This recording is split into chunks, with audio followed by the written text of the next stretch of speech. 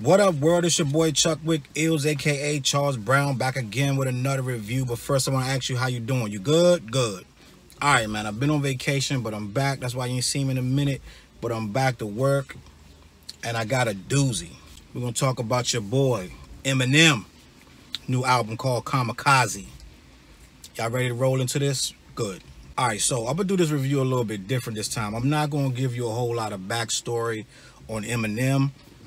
I did that in the last video, which wasn't that long ago, because Revival ain't come out but that long ago. So this time, I want to talk about the aftermath of Revival. I believe at the end of the Revival review, I was very displeased, to say the least, with Eminem's album, Revival. I was borderline berserk.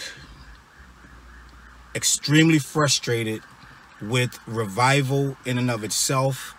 I called it complete garbage.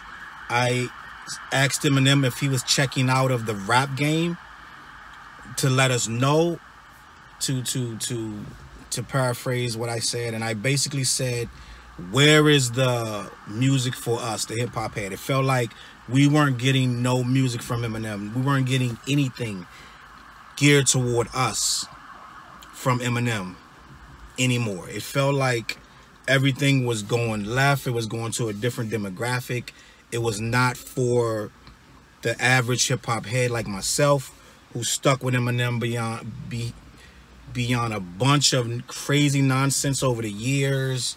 The Britney Spears, Christina Aguilera, Elton John, the N-word tape, all of the little nonsense, him having a gun but he got arrested, didn't have no bullets in it, all of the nonsense that we watched and gave Eminem passes for. Fast forward, that was then, this is now. After almost, I don't know what the percentage of people who didn't like Revival, but it was enough. Let's just say that. I would gamble to say it's a 70 to 30 frame, 75, 25, something like that, of people who said Revival was trash. For good reason. For good reason. Because Revival actually was trash. M knew deep down in his heart, but I guess this man has a lot of self-induced pressure on himself. He has, I mean, when they're calling you the GOAT, and they're calling you, like, arguably top 5 all time. I mean, that's a million MCs. And they putting you in the top 5 all time. That means everything you do is judged on an ungodly level. Ungodly level. And you can't just put out nothing mediocre. It has to be amazing every time.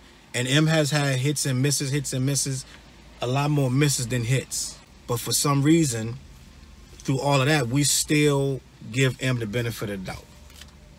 In walks Revival at a horrible time in history, where we have a horrible relationship with our government, our president, just the internet in general is horrible. We are horrible to each other. We are horrible human beings. We are a horrible race to each other. We are mean, vindictive, judgmental, and just very critical of each other. In drops Eminem with a subpar, to say the least, effort that sounds like a guy who was afraid to fail. And he didn't fail. The album sold. For better or worse, the album sold. And that's what we do this for. If we are record labels, if we are MCs, we want an album that sells units. But if you have any pride in your craft, it doesn't matter if it's one unit that's sold. If that one unit is universally critiqued around the world as a classic, and that whole one unit that sold was listened to for free by 40 million people, and they all agree that that's an A+ album, a rapper such as Eminem, who doesn't need the money, is going to take that any day. He'll take one unit sold with a stamp of it's a classic over 20 million units sold and people really shaky about it, saying it's a D- at best. He'll take the 1 unit. So his ego kicked in. And my ego would have kicked in. Anybody's ego would have kicked in. But not only does his ego kick in and he decides to do an all-out album, he does the album, releases it, unannounced, unawares, no freaking big to-do, no campaign. It's just one night. The tweet went up on a Friday night. I believe it was Joe Budden's birthday. And voila, we got Kamikaze. I thought it was Beastie Boys because the album cover is a homage to Beastie Boys. Somebody had posted it like earlier that night. Somebody posted it. I saw it and I was like, oh, why is Beastie Boys? Why is the Beastie Boys album trending? Why are they posting this? And I disregarded it. Woke up the next day, freaking Twitter's going nuts. Eminem dropped the album, blah blah blah, whatever. So I looked at it again. I'm like, oh, that's Eminem. I thought that was the damn Beastie Boys. License to Ill. All right, let me pay attention to this. Opened up my app, started playing. First song in, I was like, oh yeah, I see where you're going with this. Because what happened was, in his feelings is what happened. What happened was the critiques from all angles. When his boy Joey flipped, and I think Joe Budden, I think that was a little harsh. Now, in Joe Budden's defense, which I don't have to do, no one has to defend Joe Budden. Joe Budden was right. If you watched Everyday Struggle, Joe Budden was the biggest Eminem stan. He wouldn't say a bad word about Eminem. That's why I think this is a little unfair. Now, Joe Budden is not somebody that you could say, you can be like, oh, it was unfair, or you can have some type of like sentiment where he got the raw deal, because it's rarely that. It's usually Budden brings shit on himself, and it's usually some nonsense he created. But with this particular thing, he was the biggest Slim Shady proponent like I've ever seen. He would never diss this man for no reason, even when it was warranted, whatever. Even when the BET Cypher, I think, you know, was that before that? I don't know. But I know leading up to the first song that he had an issue with, before that, he would not say a bad word about Slim Shady. He would not, even when it was warranted. And so when he finally snapped, when he heard the black boy, he heard that, which was contrived nonsense, and Eminem knows it. He heard that, and rightfully so, because we had already had Walk on Water. And then we get this, which is garbage. Budden actually went on emotions. It wasn't about loyalty no more. And he went berserk and said that the whole thing, he hadn't even heard the whole album, but you could tell by the track list that it was going to be garbage. Budden reacts. Bizarre goes Rambo after Budden, which his relationship with M ain't the greatest either, but he goes Rambo after Budden. Everyone is saying Budden he should have been loyal, blah, blah, blah.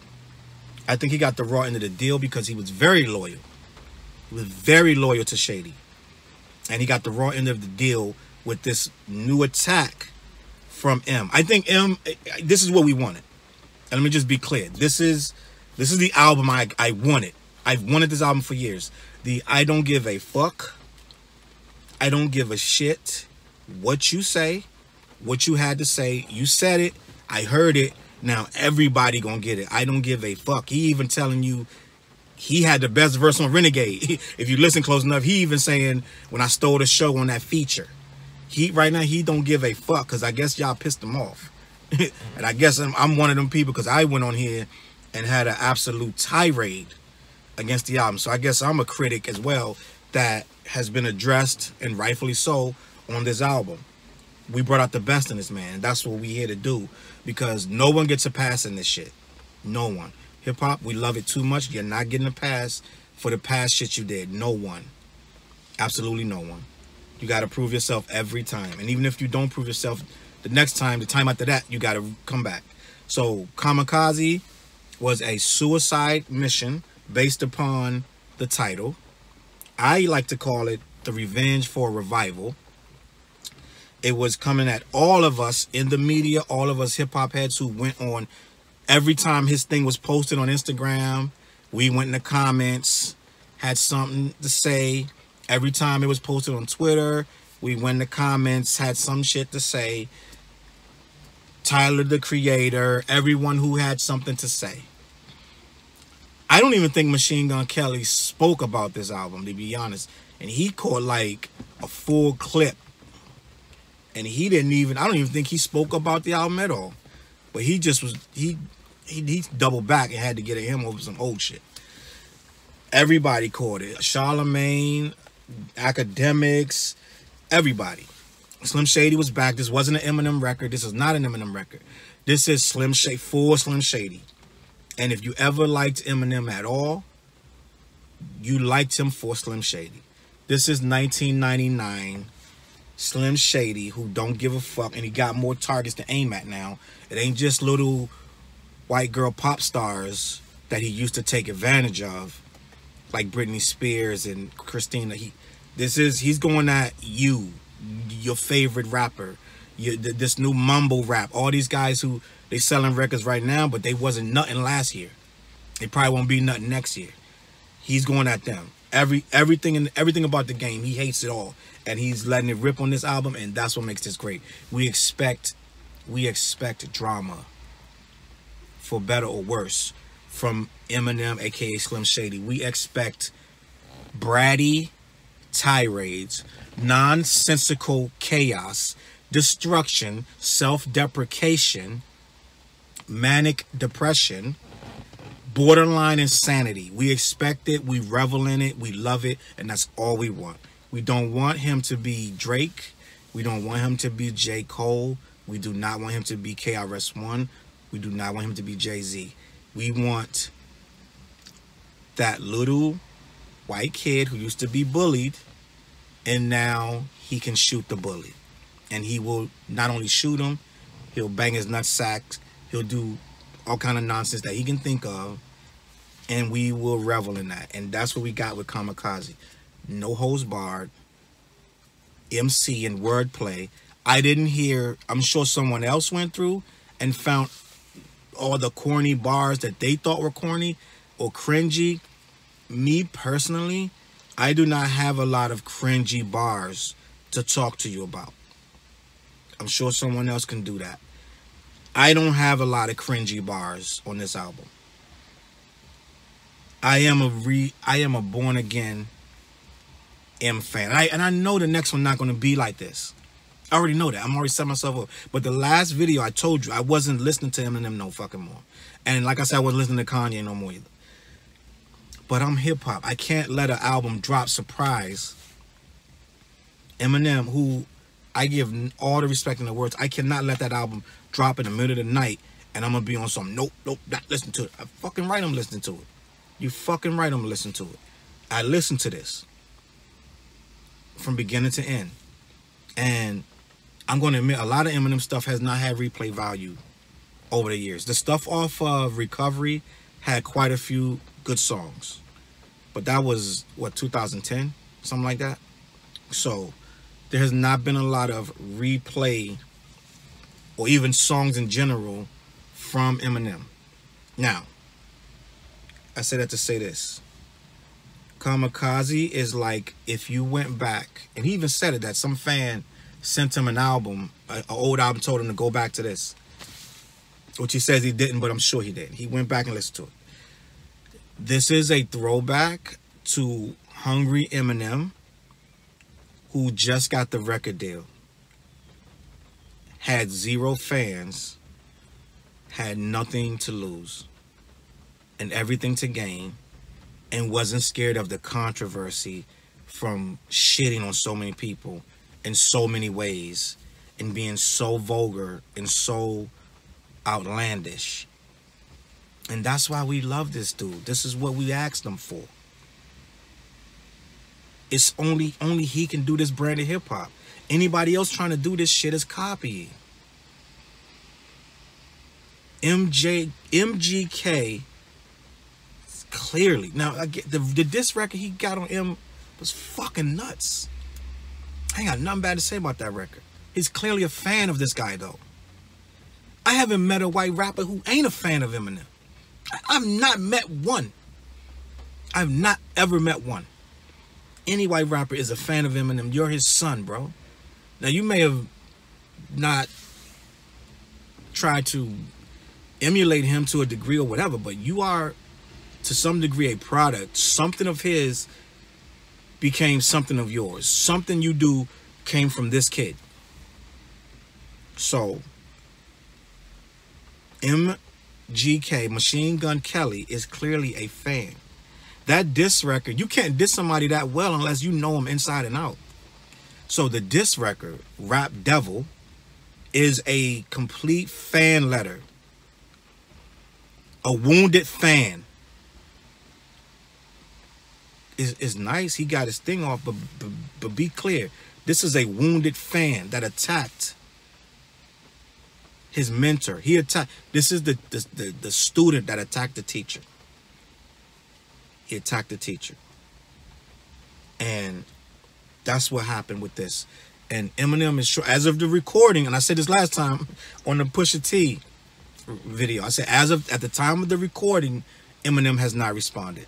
Last time I said at the time of this recording, blah, blah, blah has not responded. The response destroyed the other person. So drastically, when Pusha T came back with the story of Adidon, it was so drastic and humiliating that for Drake to respond, he would have had to got out of character.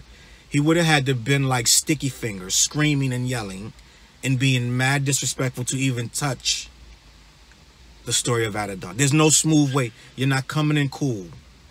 You're not coming in slick and smooth after that. And it wasn't going to work, and it didn't. So he dropped it and dropped his album, moved on, got in my feelings, all this little stuff. And he ain't even said a word about Pusha since. All the shit is directed at Kanye.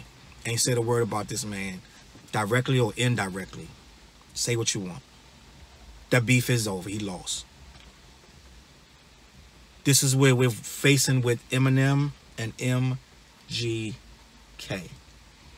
I'm going to predict right now, and it might be out right now as I'm speaking, that the response that this guy does is going to be extremely savage and witty. It's going to be probably 200 bars. Who knows?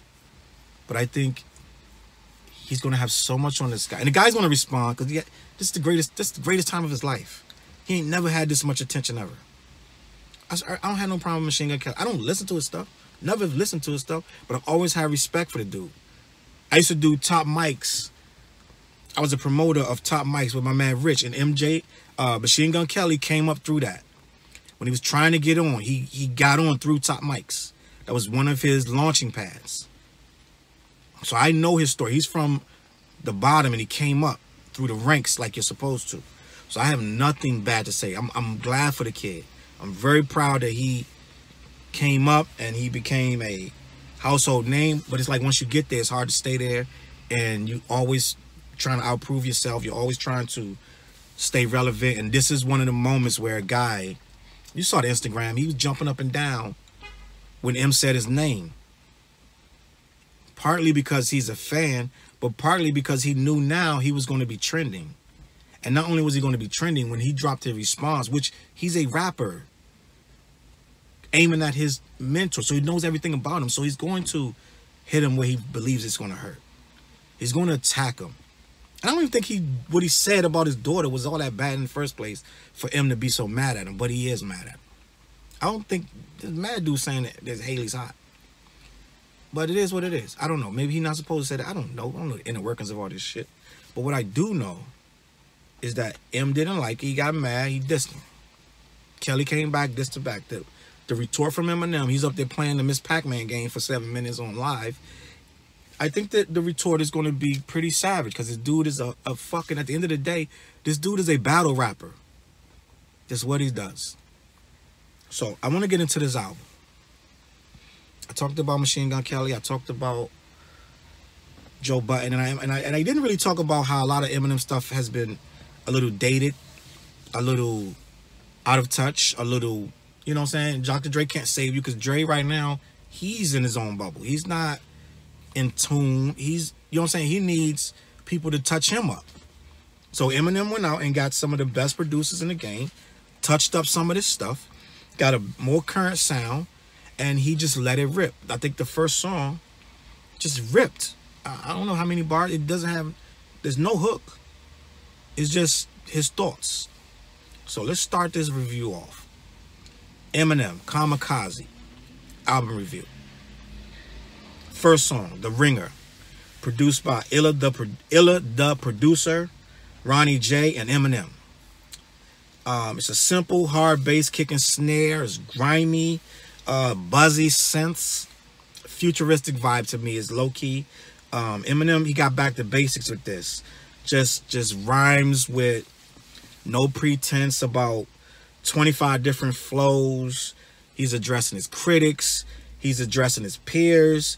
He's clapping at like everything that we as old heads, I'm not gonna say we, some of the stuff I don't mind, but a lot of stuff that us old heads don't like, he addressed it. A lot of stuff with this new generation is what I'm trying to say. With this mumble rap, all the stuff, he went at it. The current music, everything. He acknowledged a few of his mistakes with this track. He knew that, you know, on Revival, some of the stuff he could have worded better. Some of the stuff like when he talked about, what was it? He said, when he addressed the Trump supporters, he could have been a little more sympathetic to them instead of being like, they're dumb, you're stupid. He said, I would have worded it different, which is acknowledging a mistake. He also, he did his, imagine some quotes that people were talking about Revival, saying, oh, the cipher was weak and all this stuff. He addressed all that. He threw all of that in there, and that's what, he 8 Miled himself. He threw everything that you said or was going to say about him and responded, and even acknowledged his mistakes. This is classic Eminem. The beat doesn't take any chance. It's just boom, bap, but it's a nice, hard beat. I love this track because it's what we expect. We don't want you to come in with some contrived nonsense trying to catch some imaginary fan base that you think you want to reach to go #1. Fuck that. Just write your rap. Throw on the fucking beat. Write your fucking rap. And fuck everything else. And that's what he did on this. I like this song. I like this song.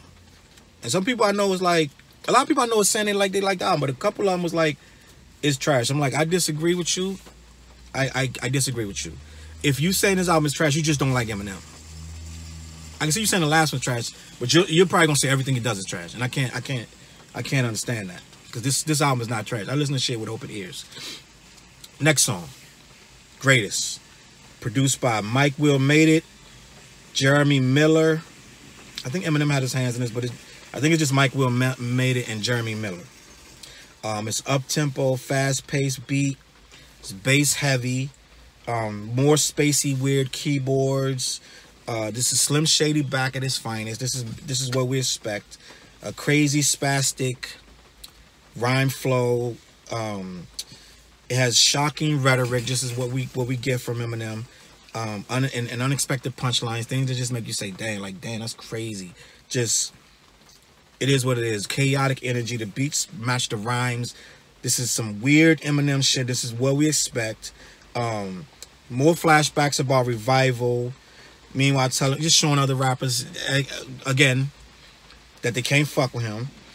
This is a true Slim Shady hook. This is exactly what we expect from a Slim Shady. Some awkward, weird hook. I like it. I would only accept this from him. I would not accept this kind of hook from anyone else, but I like this hook. I'm surprised this is a Mike Will Made It beat, but it is, and it works.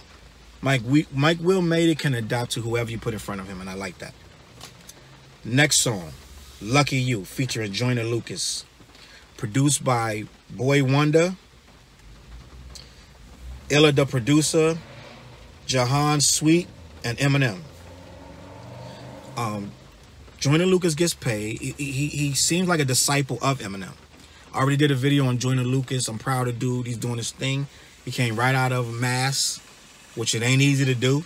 And he didn't do it on some trying to sell out or blend in or trying to be hot or modern. He's doing it on a very creative level, and that's what you need to do. And that's why Eminem tapped him, because Eminem needs people that can rock on the same level that he's on. Wouldn't make no sense to get a Quavo on here, so it doesn't make any sense. The beat is very it's very modern, very hard. It's semi-trap, but it switches and varies. It swerves through different modes, in my opinion. They give you together, these two, they're back and forth. They're giving you a master class of MCing, which that's what we expect from Eminem. We don't expect this nonsense with Pink and all this other shit. A lot of this stuff you will not catch. It's going to take you a couple years of listening to this. You're going to listen to this shit 5 years later and be like, oh, that's what he meant. Like, this is master shit right here. Master class shit. And that's all we wanted from Eminem. Next track, number 4, Paul skit. It's hilarious. I like these little Paul skits insight on what these two dudes talk about, because it's really funny to me that they have these conversations via phone messages. It could be contrived, but I'm sure they really do these phone calls. Next track, number 5, Normal, produced by S1, Swish All Net, Lone Star Music, and Illa the producer. The beat is mid-tempo, muffled bass kick in a muted snare, like a filter. The synth is synth and keyboard driven. It's a very good girl joint. I say that in quotations, girl joint, which is, you know, female song. But Eminem don't just do girl joints, because they're always one extreme or the other. They're very high strung. They're very over the top. A lot of times he'll be, even if he really cares about the girl, he'll be disrespectful to her. It's some weird skater shit, like just weird shit. But this is why we grew to love Eminem. We don't want no pussy shit. You understand? We don't want no I love you, girl. We don't want no sucker shit. Put Drake on for that. This is not for that. And when he tries to do that, it sucks. So this is what we got. The singing is good. The storyteller is yet again some manic stalker. This is Eminem's finest. Put your girl in the trunk type shit. And this is what we expect. With 5 songs in, well, 4 in the skit, I am not disappointed at all. And I can see myself going back to this album, which I cannot say about a lot of his other stuff. Next song, track 6. M calls Paul. It's not a song. M calls Paul skit. Again, it's hysterical. I want to know who this Yahoo guy is. I don't know the Yahoo critic that said this. I can probably do a quick Google search and find out. But I think this is hysterical that he's going to find this guy. You know it's bullshit, but I think it's funny anyway. Skits are supposed to be creative. I like it. Next track, number 7, Stepping Stone, produced by Eminem and Luis Resto. I want to say Resto or Risto. I'm going to go with Luis Risto. I hope I said that right. It's a very obvious Eminem beat. This is classic Eminem drum patterns. If you know Eminem, if you've listened to him for any amount of years, as soon as you hear this drum pattern and this kind of hook, you know this is all M in the studio by itself. But this is the good M. I don't think we got the good M on that last album. This is the Eminem this is the stadium music Eminem. The anthem music Eminem. This is the Eminem that when he first started making his beats, but he wanted to be so good at it, he would work on them over and over. This sounds like that. Any Eminem fan should be happy with this. This should be this is a staple as an Eminem song, because it has so much information about the D12 situation. It's very vulnerable. It's very open. A lot of stuff we didn't know about D12, and a lot of stuff that he felt about D12 is on this track. And I appreciate him putting some of that stuff to rest. This right now is probably, believe it or not, my favorite track on here. Next song, Not Alike, featuring Royce da 5'9". Produced by Eminem, Ronnie J, and Tay Keith. It's a mid-tempo beat, piano loop, a lot of hi-hats, but that's for a purpose. It's for these new cats. This is more of an ironic record. It is to ironically drop a beat that they're rocking with right now, but he's spitting his flows. Him and Royce are doing MCing over a trappish beat. Very Migos, like the hook, everything, but it's Eminem with an Eminem twist, with a Shady twist. The skills are just dope. These guys they make this stuff look easy. And I think that the stuff he's saying, like you're trying to be a thug, a gangster. Eminem has seen real gangsters. Like Eminem is not a gangster, but he was raised in one of the toughest rap eras we've ever had. Like out of all the eras, M's era, with that Aftermath, that Suge Knight, with they trying to come around and shake Dre down, and dudes with red on is coming through trying to do whatever. M lived through that, so he can talk about. He was in LA. He's in there with Dre. Like, I'm gonna die for Dre, whatever. He's from that. Now he's not a gangster by no stretch. He's not a gangster, but he was from that era, and he could talk and tell you that you ain't a gangster because he's seen it. The beat switches up, and then he goes nuts. Like I said on Machine Gun Kelly, he had about, I don't know, 10 bars for this dude. I don't know. Fired shots at him. The song goes hard. I like everything I've heard on this album so far. So keep it moving. Next song, Kamikaze, produced by Eminem and Mike Will made it. First of all, he shouts out my boy Craig G, one of the best MCs ever, but one of the most underrated MCs ever. A lot of dudes learn how to rap from mimicking Craig G of the Juice Crew, from Craig G on the Symphony, and Craig G dropping Science and all that stuff from back in the day. Craig G wrote the raps, the battle raps for the 8 Mile movie, if you did not know. Craig G is a legend. Craig G has some classic battles with Supernatural, another MC legend, if I'm not mistaken. But him just shouting out Craig G shows a responsibility to the culture. The song is 808 driven. It's very old school West Coast to me in a way. And they threw a video game loop or like some 80s cartoon loop in there that is really wacky, but it works. It's a weird ass Slim Shady hook again. It's some Oompa Loompa chorus, some Charlie and the Chocolate Factory, Willy Wonka sound and shit. But it works. He's attacking them seeds. He's attacking his peers. A light little swipe at Drake. Even though Drake brought him on stage, I don't know what his thing is with Drake right now.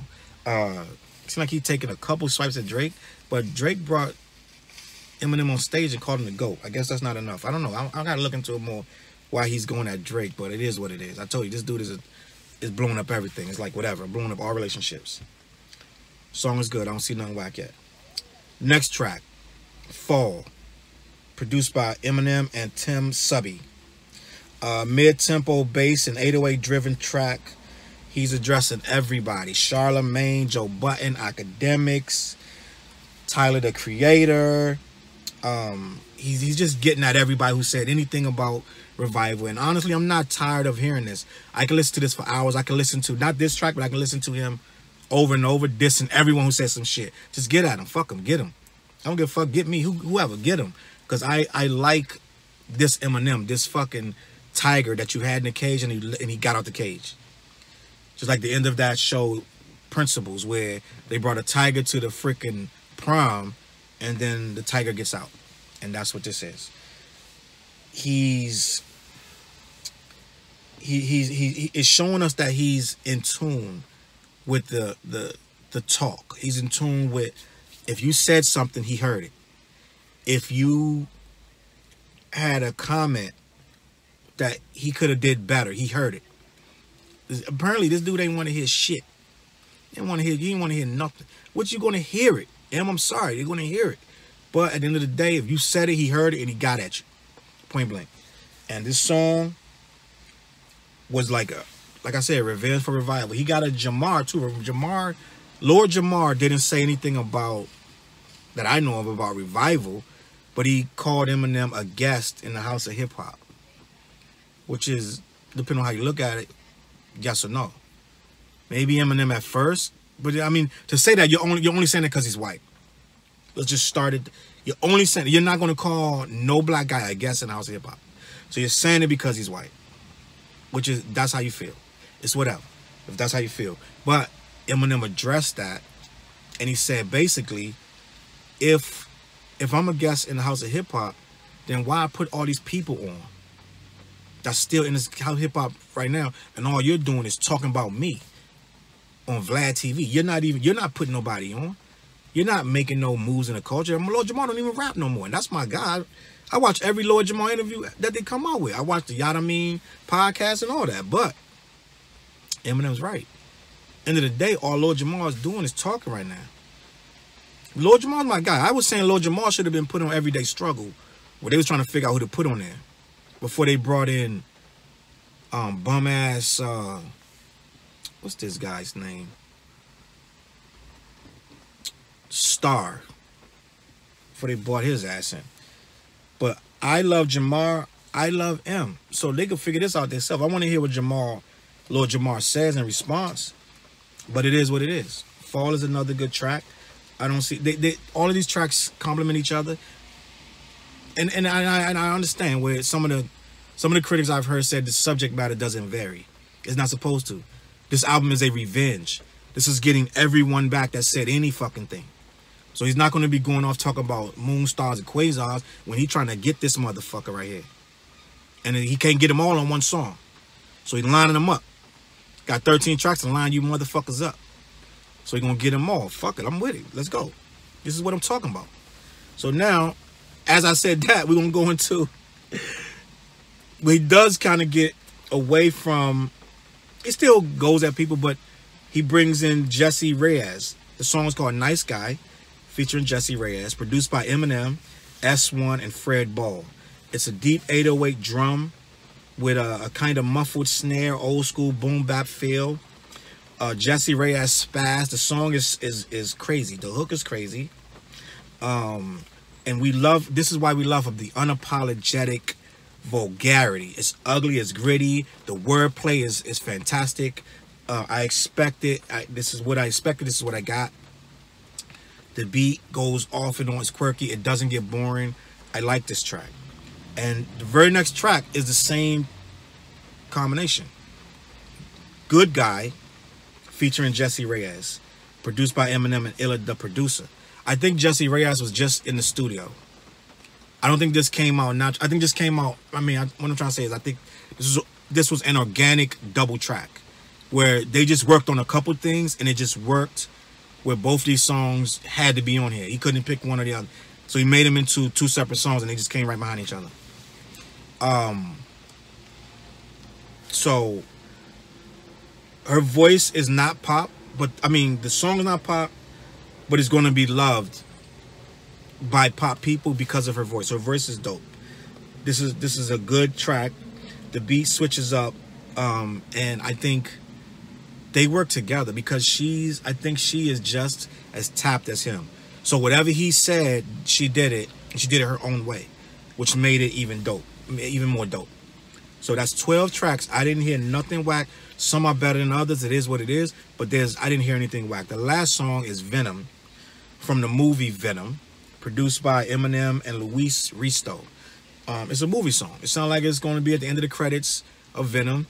Can't really judge it because you make movie songs to go with movies. It fits the feel of the movies. So overall, 13 joints, which means 2 of them were skits.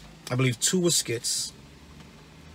So that gives us 11 tracks. He dropped 11 tracks surprise, but he kept it hip-hop in his way, which is savage, no counting the bars. It's just how many bars he wanted to write.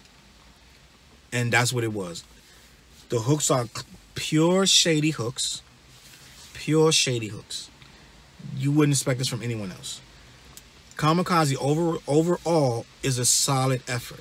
I'm going to give this A+. It's a strong album. And that's a lot coming from me, who was extremely upset with Eminem's last effort, to the point that I told this guy, basically, in a nutshell, not necessarily just stop rapping, but stop trying to tell us you're still rapping. Just do your pop shit and don't even tell the rap people that you put it out. Just put shit out over there on Taylor Swift radio or something. But now, with this, and with the remix of Chloroseptic, which I said Chloroseptic was a horrible song with a horrible hook. The remix of Chloroseptic showed me and everyone else that this guy still got it. He still got it. You don't lose this shit. It never goes away. Kamikaze is a dope-ass album. My name is Chuck Wick Ills, a.k.a. Charles Brown. If you have not heard it, go listen to it. If you are not an Eminem fan, don't waste your time. Don't waste my time. Don't waste your time. I hate when people don't like a person, but go listen to the shit. And then come and write that it's trash. Don't waste your fucking time. Please, for me. If you don't like Eminem, don't click your iTunes to be, yo, I'm curious. You're not going to like it. So don't waste your time and then go on Twitter and go on Facebook and say the shit's trash. Because you don't like the guy personally. Our other channel, Audio Liquor Mag, is doing movie reviews with Dale, hip-hop reviews with Dale. That channel's catching on. I'm about to put another show on that channel called For the Culture. I'm just working out the format. The Talking Facts, I've done 4 episodes, but I moved it from this channel to my personal channel because I feel like it fits better on my personal channel than this channel.